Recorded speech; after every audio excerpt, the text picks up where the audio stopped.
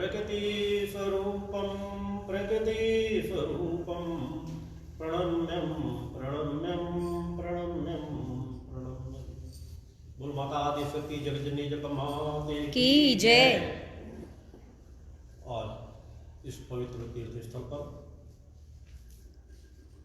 अपने समस्त शिष्यों, माँ के भक्तों, श्रद्धालुओं, कार्यकर्ताओं एवं समस्त देशवासियों सहित विश्व जन समुदाय को अपने हृदय में धारण करता हुआ माता आदि शक्ति जगतजननी जगदम्बा का पूर्ण आशीर्वाद प्राप्त करता हुआ अपना पूर्ण आशीर्वाद आप समस्त लोगों को समर्पित करता हूँ। और जैसा कि आप सभी लोगों को अवगत है, नया वर्ष प्रारंभ हो रहा है। इस नए वर्ष पर मैं अपने समस्त देशवासियों को अपना पूर्ण आशीर्वाद प्रदान करता हूँ। अपने शिष्यों, माँ के भक्तों, समस्त कार्यकर्ताओं को हर एक क्षण हमारे लिए महत्वपूर्ण होता है। नया वर्ष प्रारंभ हो रहा है। इसी वर्ष के आधार पर पूरे देश की व्यवस्थाएं चल रही हैं। कैलेंडर वर्ष के हिसाब से 1 जनवरी से ही सभी व्यवस्थाएं चलती हैं। इसलिए यदि कोई भी क्रम समाज में नवीनता प्रदान कर रहा हो, किसी क्रम में यदि नई चेतना का संचार हो रहा हो, वह हर दिन हमारे लिए महत्वपूर्ण होता है। हर दिन का हमें सदुपयोग करने का प्रयास करना चाहिए। अनेकों लोगों के विचार होते हैं हिंदू धर्म में कि हमारे हिंदू धर्म का वर्ष प्रारंभ होता है नवरात्रि, चैत्र नवरात्र के प्रथम दिन से, जब संवत्सर बदलता है। मगर वह वर्ष हमारे लिए महत्वपूर्ण है, अत्यंत महत्वपूर्ण है। उसको भी हम उसी तरह महत्वपूर्ण क्रम से मनाते हैं। और हमारे उस क्रम में तो 9 दिन प्रारंभ ही होते हैं साधना से। नया वर्ष का प्रारंभ ही हम साधना में तरीके से पूर्ण करते हैं। 9 दिन उस परम सत्ता आदि शक्ति जगतजननी जगदम्बा की आराधना करते हुए व्यतीत करते हैं। मगर कोई भी वर्ष जिस व्यवस्था के आधार पर पूरे विश्व में व्यवस्था चल रही हो, जिससे किसी का अहित नहीं हो रहा, किसी का कोई धर्म बाधित नहीं हो रहा, यदि वो कोई भी व्यवस्थाएं समाज में नवीनता प्रदान करती है, लोगों की मानसिकता में आता है कि नया वर्ष प्रारंभ हो रहा है। नया वर्ष में हर व्यक्ति कहीं ना कहीं कुछ ना कुछ चिंतन पकड़ता है, कुछ ना कुछ संकल्प लेता है कि पुराना जो बीत गया, मुझे नए वर्ष में कुछ नया करना है, कुछ अच्छा करना है। तो उस अच्छा करने के लिए हमें यदि हम संकल्पबद्ध होकर के एक विचार लेकर, एक चिंतन लेकर के उस अच्छे क्रम को एक नवीनता के साथ लें, तो वह अच्छे क्षण हर एक के लिए, सभी धर्मों के लिए समान भाव से फलदायी होते हैं। नए वर्ष को हम किस प्रकार से मनाते हैं, ये हमारा चिंतन होना चाहिए। दूसरा किस प्रकार से मनाता है, इस पे हम अपना समय बहुत ज़्यादा बर्बाद कर देते हैं, इन बातों में ध्यान करते हुए कि दूसरे ऐसा कर रहे हैं, दूसरे वैसा कर रहे हैं, दूसरे नए वर्ष को नशा करके बेरुख कर रहे हैं या रात भर जग करके हुड़दंग मचाते हुए कर रहे हैं। ये उनका अपना जीवन हो सकता है। यदि हम इतना अंतर समझते हैं, सोचते हैं कि वह गलत है तो दूसरा सही क्या है, जो सही है उस पर हमें पूरा ध्यान देने का प्रयास करना चाहिए कि हम नए वर्षों को, नए क्षणों को, कोई भी क्षण हो, उनको हम किस प्रकार से मनाते हैं। हमें आध्यात्मिक वातावरण दिनों को मनाना चाहिए। प्रारंभ ही अपने यश की आराधना, गुरु की आराधना, उस जगत जननी की आराधना करते हुए बढ़ाना चाहिए। यदि पिछले वर्षों में हमसे कोई किसी प्रकार की न्यूनता हुई, कोई कमी रह गई है, तो नए वर्ष के प्रारंभ में एक संकल्प लेके, नए वर्ष प्रारंभ हो रहा है, इस नए वर्ष में हमें क्या करना है, अपने जीवन में किस प्रकार से परिवर्तन लाना है, हम एक निर्णय ले लें और उस दिशा में बढ़ाना शुरू कर दें। तो कई बार वही क्षण हमारे लिए सहायक सिद्ध हो जाते हैं। वैसे तो जगत जननी के सभी दिन हैं, आप किसी दिन को नहीं कर सकते कि इस दिन को निकाल दोगे तो भी हमारा काम चल जाएगा। आपको उन सभी दिनों का उपयोग करना पड़ेगा। अतः कोई भी दिन हमारे लिए न छोटा होता है न बड़ा होता है, सभी दिन महत्वपूर्ण है। सभी दिन का हमको नित्य प्रत्येक चिंतन होना चाहिए कि आज का जीवन हमें मिला है। प्रातः हम पहला सूर्योदय के दर्शन कर रहे हैं तो हमारा एक दिन प्रारंभ हो रहा है। उस दिन को हम किस तरह से व्यतीत करें, वो हमारा संकल्प होना चाहिए। मगर इस नए वर्ष को भी हमें जिस प्रकार से आगे व्यतीत करना, इसका हमें चिंतन करना चाहिए। हम किसी बात में, हर बात में टीका टिप्पणियों पर, इन चीज़ों में अपने समय को बहुत ज़्यादा नष्ट करते हैं। ये हमारा निर्णय होना चाहिए। यदि कुछ गलत है तो गलत को हम सही किस प्रकार से कर सकते हैं, और सही करने का सिर्फ मात्र एक रास्ता होता है। यदि किसी की लकीर को आप गलत साबित करना चाहते हो तो आपको उससे बड़ी सही लकीर खींचना ही पड़ेगा, इसके अलावा कोई भी रास्ता नहीं। अन्यथा आप अपना समय नष्ट कर रहे हो, दूसरे का भी समय नष्ट कर रहे हो। दूसरा किस प्रकार से चल रहा है उसको ऐसे चलने दो, उसकी अपनी विचारधारा हो सकती है, उसका अपना जीवन हो सकता है। आपको कैसा चलना है आप वैसा चलिए, आपको इसी समय में समय गुजारना है, इन्हीं दिनों को उपयोग करना है, इसी वातावरण में रहना है। इन वातावरण में इन्हीं दिनों को उपयोग करते हुए आप कैसा जीवन जीना चाहते हो, इसका संकल्प आपको लेना है। और उसके लिए आपको रास्ते बताए गए कि आपको उस रास्ते में चलने के लिए नशे मांस से मुक्त चरित्रवान जीवन जीने का संकल्प होना चाहिए। नया वर्ष प्रारंभ हो रहा है, सभी देशवासियों को, सभी जनमानस को एक यह संकल्प लेना चाहिए कि वास्तव में यदि हम जीवन में कुछ करना चाहते हैं तो सबसे पहले हमें नशे मांस से मुक्त चरित्रवान जीवन जीने का संकल्प लेना चाहिए। और यदि हम नशे मांस से मुक्त चरित्रवान जीवन जीने का संकल्प लेने में सफल हो गए तो निश्चित रूप से हम चेतनावान बनेंगे। और अगर चेतनावान बनने में सफल हो गए तभी हम धर्म, राष्ट्र और मानवता की सेवा कर सकते हैं। क्योंकि सभी मनुष्यों के यही कर्तव्य है, धर्म की सेवा करना, राष्ट्र की सेवा करना और मानवता की सेवा करना। और इनका आप तभी कर पाएंगे जब आप नशे मांस से मुक्त जीवन जीते हुए चेतनावानों का जीवन जिएंगे। और केवल ऐसा जीवन जीने मात्र से ही सब कुछ हो जाएगा। हमारे साथ दो बातें महत्वपूर्ण अपने जीवन में मन मस्तिष्क में बिठा लेना चाहिए कि अखंड भक्ति और प्रचंड पुरुषार्थ। जब तक हमारे जीवन में अखंड भक्ति और प्रचंड पुरुषार्थ नहीं आएगा तब तक हम जीवन में कभी भी किसी लक्ष्य को प्राप्त नहीं कर सकते। अतः अगर हमें कुछ परिवर्तन करना है, कुछ गलत हो रहा है, सही दिशा में किसी को बढ़ाना है, तो हमारे अंदर अखंड भक्ति हमारी होनी चाहिए। हमारी भक्ति के बिना कुछ रास्ता ही संभव नहीं हो सकता। और अखंड पुरुषार्थ, भक्ति और प्रचंड पुरुषार्थ के बिना हम किसी कार्य को पूर्ण नहीं कर सकते। अखंड भक्ति का तात्पर्य क्या होता है, उसको हमें गहराई से समझने की जरूरत है। हम बिना भक्ति के, चाहे गुरु भक्ति हो, माँ की भक्ति हो, जगत जननी की भक्ति हो, ये हमारे दो सशक्त सहारे हैं। जीवन में हम एक कदम भी आगे नहीं बढ़ सकते बिना गुरु के।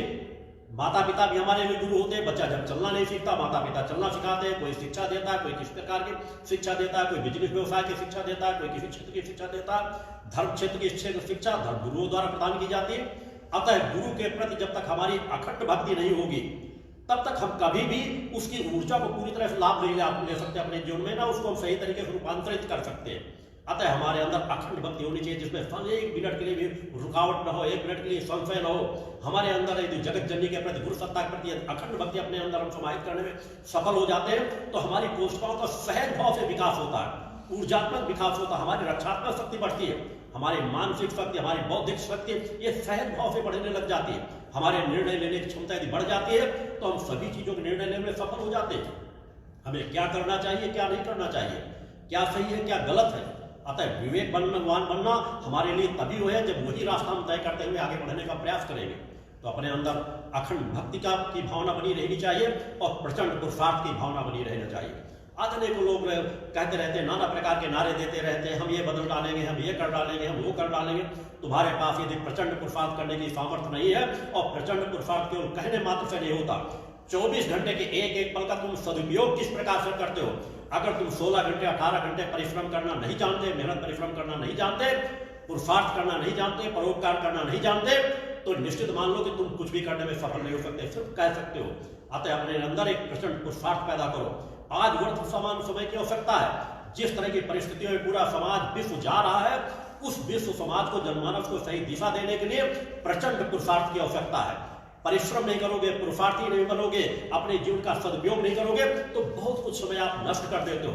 चाहोगे तो समाज को एक अच्छी दिशा नहीं दे सकते, चाहोगे तो अपने जीवन में सुख शांति समृद्धि नहीं ला सकते। और सुख शांति समृद्धि केवल भौतिकतावाद की नहीं होती, आध्यात्मवाद की समृद्धि आपकी सबसे पहली समृद्धि होनी चाहिए कि आप आत्मावान बने, आप चेतनावान बने, आप किसी धर्म को मानने वाले हो। जब तक आप आत्मावान नहीं बनोगे, आप चेतनावान नहीं बनोगे तो वास्तव में तुम जीवन में किसी क्षेत्र में जाकर के सफलता की सीढ़ियां नहीं चढ़ सकते। सफलता की सीढ़ियां चढ़ करके भी तुम खाली के खाली ही रहोगे। सफलता वह होती है जिसमें पहला आपका बहुमुखी विकास हो, आपकी मानसिक क्षमता बढ़े, आपकी बौद्धिक क्षमता बढ़े, आपके अंदर धर्म, धैर्य, पुरुषार्थ धारणित हो। आप किसी भी परिस्थिति पर अपने धर्म को न खोएं, अपने धैर्य को न खोएं, अपने पुरुषार्थ करने की, परिश्रम करने की सामर्थ्य को न खोएं, तो आप किसी भी विषम से विषम परिस्थिति से आप पार जा सकते हो। यह संघर्षों की सदी है। संघर्षों के हर वर्ष आपसे संघर्षों से भरे होंगे। ये मत सोचिए कि पिछला वर्ष निकल गया तो हमारे संघर्षों के वर्ष निकल गया, नया वर्ष होगा, सब कुछ अच्छा होगा। मैं आप सभी लोगों के मंगल की कामना करता हूं, सभी का मंगल हो, सभी सुख शांति समृद्धि से परिपूर्ण आप जीवन जियो। मगर सुख शांति से परिपूर्ण जीवन जीने का तात्पर्य ये नहीं है कि हम सब कुछ सुख शांति से जीवन परिपूर्ण कर लेंगे, हमें कुछ करने की आवश्यकता नहीं। यदि आप पुरुषार्थी बनोगे, परोपकारी बनोगे तो कुछ भी समाज में होता रहे, तुम ऊंचाइयों की सीढ़ियों को हमेशा चढ़ते चले जाओ। समाज बदल रहा है, परिस्थितियां बदल रही हैं, पूरे विश्व में परिस्थितियां बदल रही हैं, हमारा भारतवर्ष धीरे धीरे उन्नति के पथ पर जा रहा है, मगर उन्नति के पथ पर जाने में संघर्ष अनेकों हैं। अनेकों प्रकार की समस्याएं आएंगी, जगह जगह समस्याएं आएंगी, आंतरिक रूप से भी आएंगी, बाह्य रूप से भी आएंगी। और मेरे द्वारा तो अनेकों भविष्यवाणी 20 साल 25 वर्षों पहले कर रखी गई है कि आने वाले समय में ये सदी संघर्षों से भरी सदी है।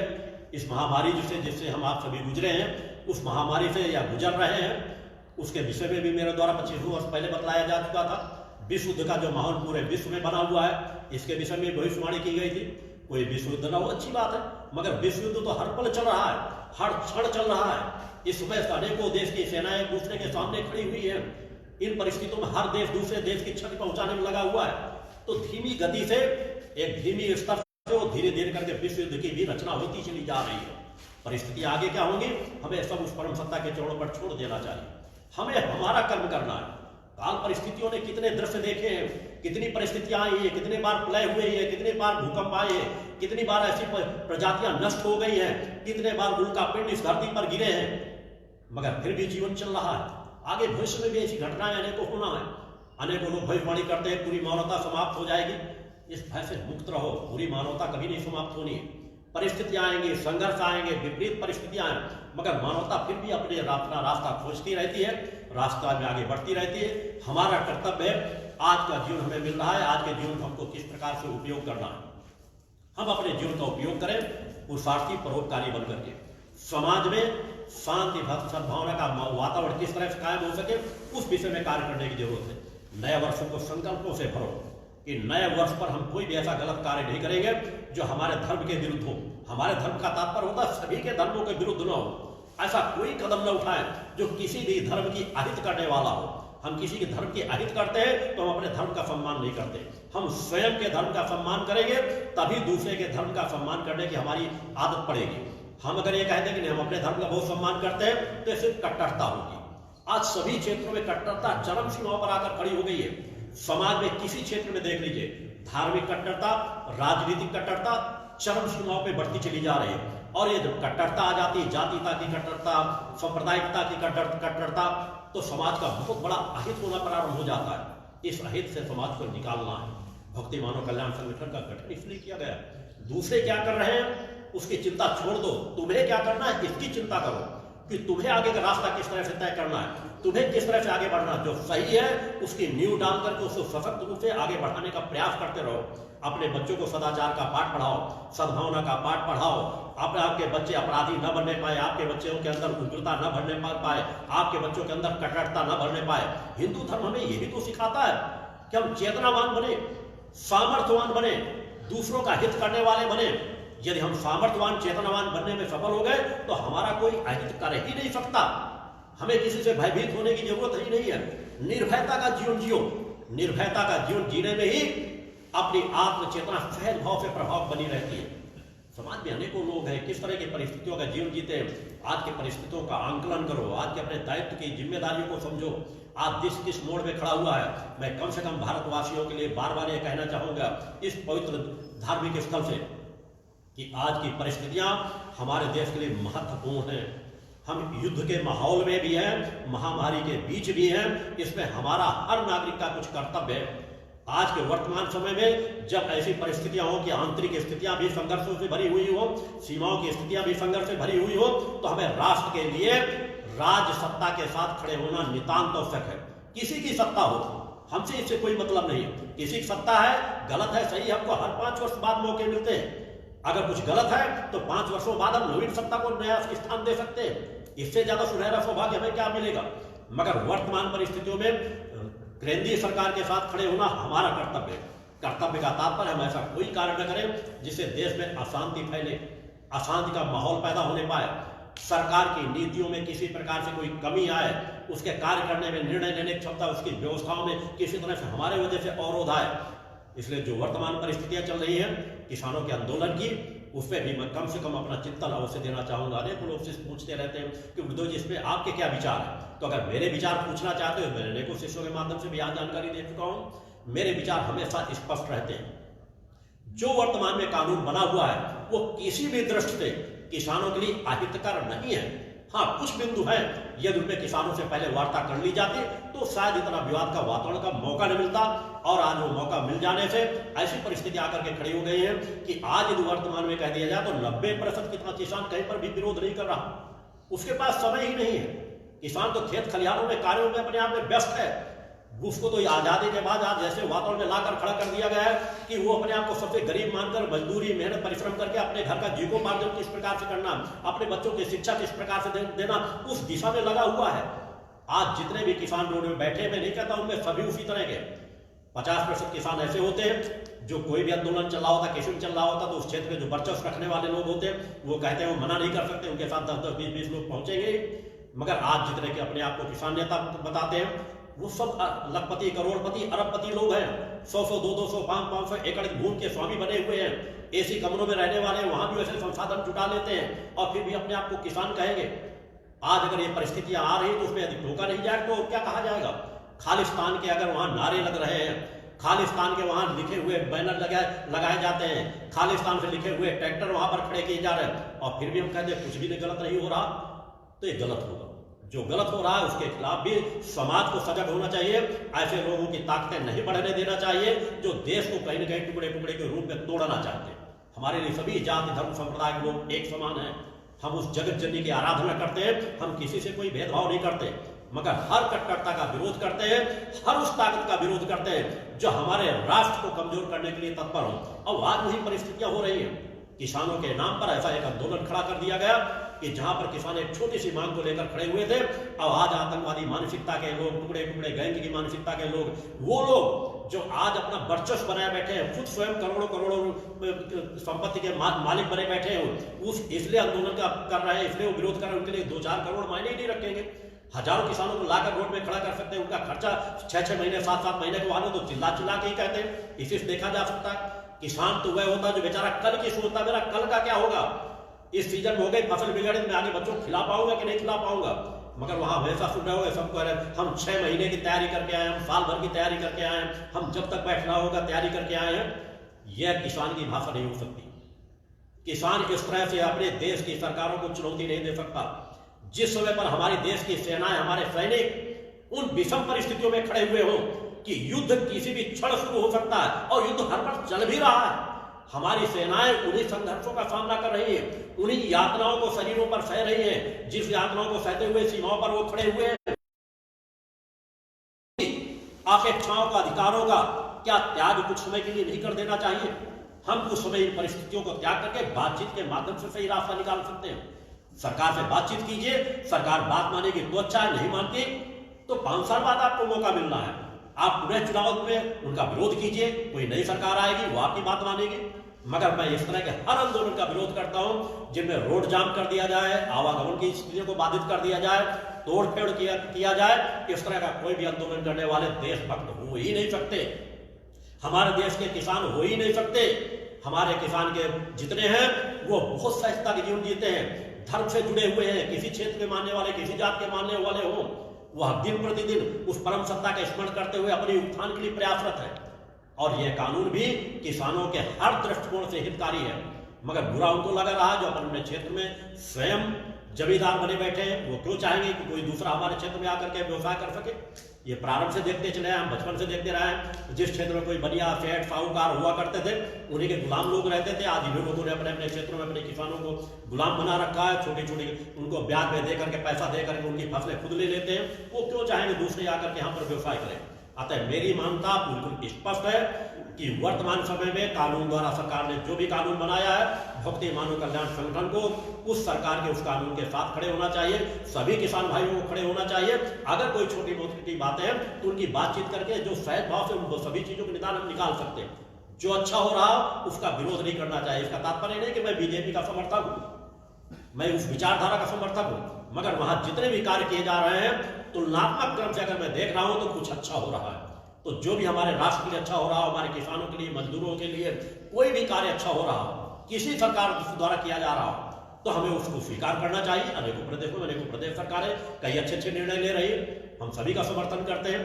मैं सिर्फ आज वर्ष के पहले वर्ष लोगों से इतनी अपेक्षा करता हूं, चिंतन देना चाहूंगा कि कम से कम ऐसा वर्तमान समय में जब देश एक ऐसी महामारी से जूझ रहा है जिसमें लाखों लाख लोग बेमौत मारे गए, अर्थव्यवस्था लड़खड़ाने की स्थिति में खड़ी है, हम युद्ध के माहौल में ही नहीं खड़े, युद्ध चल रहा है। अगर ये मान के चलो तो युद्ध आज भी चल रहा है, भले वो धीमी गति से चल रहा है। इन परिस्थितियों में देश की सेनाओं का मनोबल बढ़ सके, हमें देश में ऐसा माहौल बनाने का प्रयास करना चाहिए। सरकार को आंतरिक कोई समस्या का समाधान न करना पड़े, वह सीमा की सभी समस्याओं का समाधान करने में सामर्थ्यवान बन सके। अतः मैं अपने भक्ति मानव कल्याण संगठन के कार्यकर्ताओं सभी से अपेक्षा करूंगा कि आप किसी भी ऐसे आंदोलन में न सम्मिलित हो जो राष्ट्र को कमजोर करे। आप अपने तरीके से समाज को दिशा देने में लगिए, मेहनती बनिए, परिश्रम करिए, पुरुषार्थ कीजिए। समाज में बहुत कुछ परिवर्तन डाला जा सकता है।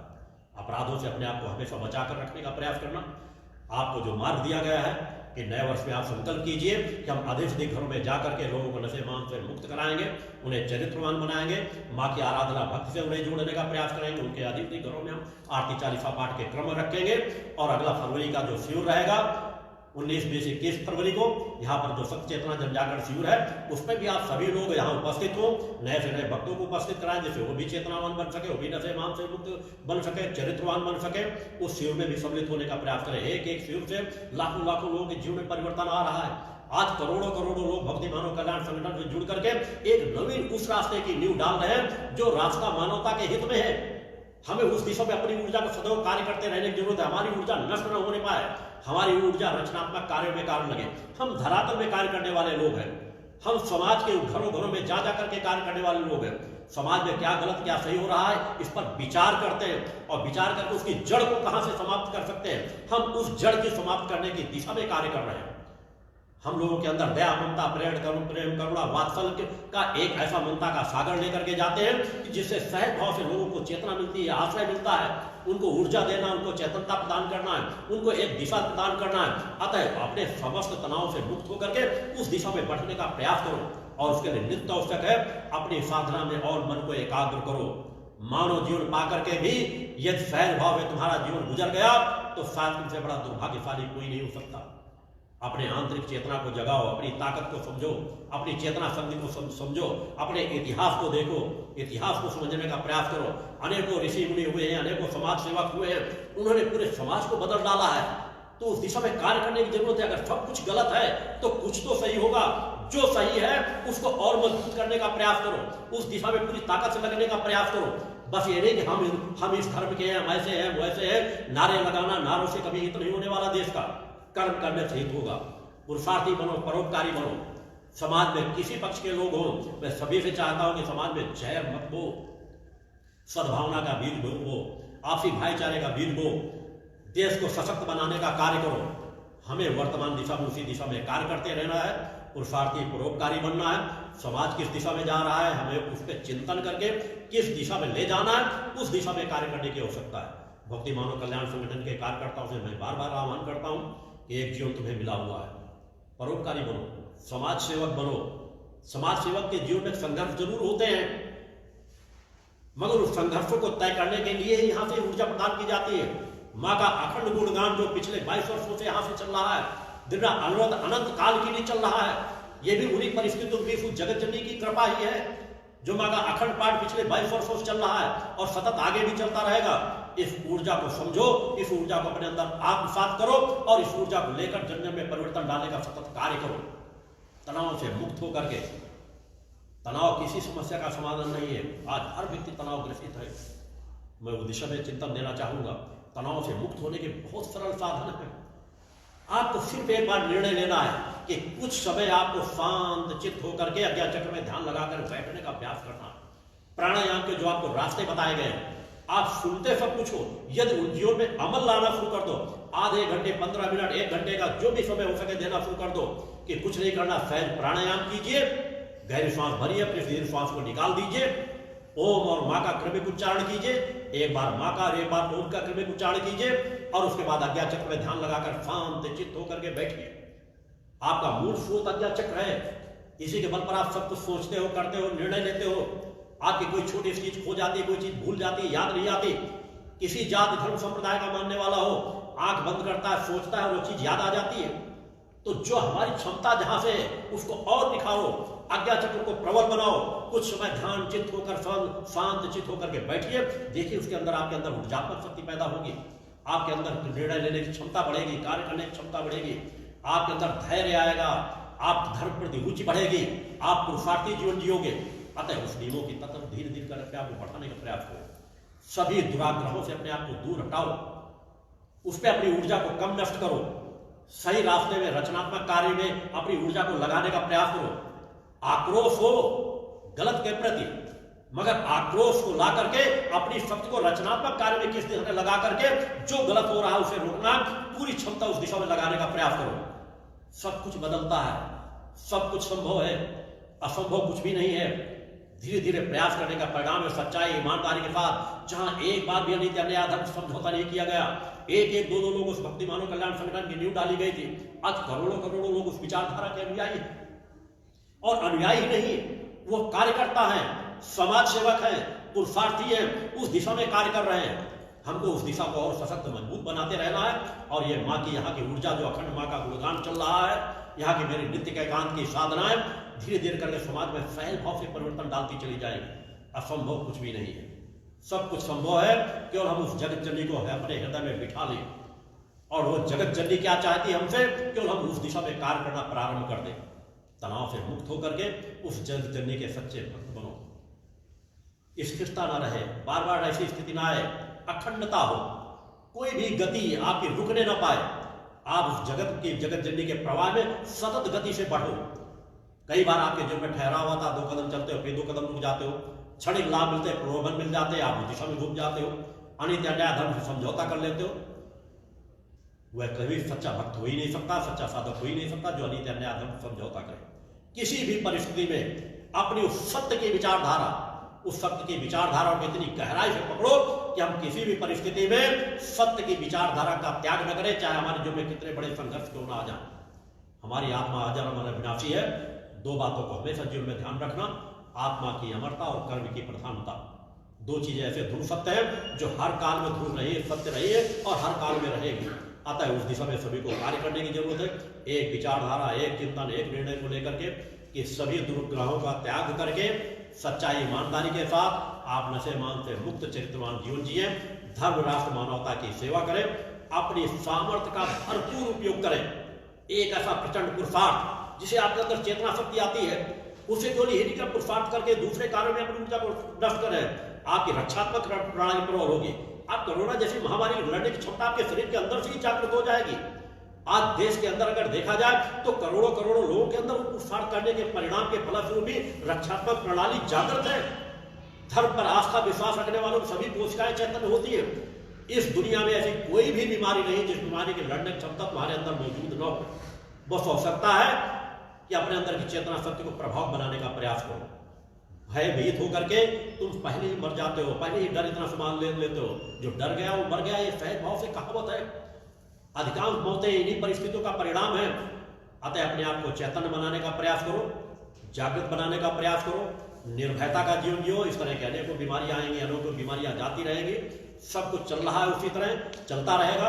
अगला शिविर भी यहाँ पर जो होगा उस पर भी आप सम्मिलित होने का प्रयास करें। कोरोना के नाम से अनेकों जगहों पर इतना भयग्रस्त कर दिया जाता है, लोगों को डराया जाता है, मगर फिर भी राजनेताओं की अपनी क्रम चलते रहते हैं। एक प्रदेश के चुनाव हो गए इसी काल में। आज अनेकों क्षेत्रों में बड़े बड़े राजनेता जा जाकर बड़ी बड़ी रैलियां कर रहे हैं, लाखों लाख लोग इकट्ठे हो रहे हैं, उससे भी कोरोना नहीं फैल रहा। एक जिस समय फैलना था अपनी गति से फैला, धीरे धीरे करके आज कंट्रोल में आ रहा है। मगर उसे डर करके न रहो, उसका सामना करो। और ये कोरोना आज समाप्त होने वाला नहीं, टीका आ जाने के बाद भी अपनी गति से चलता रहेगा। नए नए जो बीमारी एक बार समाज में प्रवेश कर जाती है वो किसी न किसी रूप से चलती रहती है। हो सकता है साल 6 महीने दबेगी, फिर साल 6 महीने बाद अचानक इस क्षेत्र में बढ़ेगी, तो ये चक्र चलता रहेगा। लोगों के अंदर रक्षात्मक प्रणाली, हमारी मानसिक क्षमता उसी दिशा में कार्य करना शुरू कर देती है, शरीर क्षमता उस दिशा में कार्य करना शुरू कर देती है। तो इससे परेशान किसी को होने की जरूरत नहीं। नए वर्ष को एक सही विचारधारा से गुजारने का प्रयास कीजिए कि नए वर्ष में हमसे कोई टूट के किसी पिछले वर्ष में किसी प्रकार की गलतियां हुई है तो संकल्प लेने का हर क्षण जो मौका मिल जाए उनमें संकल्प ले लो कि सभी दुराग्रहों का त्याग करके हम अपनी शक्ति का सदुपयोग करेंगे, अपने जीवन में कुछ परिवर्तन लाएंगे, पूरी तरह से नशा मुक्त होकर के समाज सेवा के कार्य में लगेंगे, घर में सुख शांति आ सके ऐसा रास्ता तय करने का प्रयास करेंगे, अनित्य अन्याय अधर्म से अपने आप को हर पल दूर रखेंगे, वो विचारधारा लेकर के चले। मैं नए वर्ष पर पुनः आप सभी लोगों को, अपने शिष्यों को, चेतनावान शिष्यों को, माँ के भक्तों को, समस्त देशवासियों सहित विश्व जन समुदाय को अपना पूरा आशीर्वाद प्रदान करता हूँ कि आप सुख शांति समृद्धि से इस नए वर्ष को गुजारें, अपने कर्तव्य का पालन कर सके, शांति आपके जीवन में आ सके, सुख आपके जीवन में आ सके, उस दिशा में आप बढ़ सके। अतः प्रयास करें नए वर्ष को अपना सुखमय जीवन जीने के लिए सुखमय बनाने का प्रयास करें, पुरुषार्थी जीवन जिए। मैं पुनः एक बार अपना समस्त लोगों को अपना पूर्ण आशीर्वाद प्रदान करता हूँ। बोल जगदम्बा माते की जय।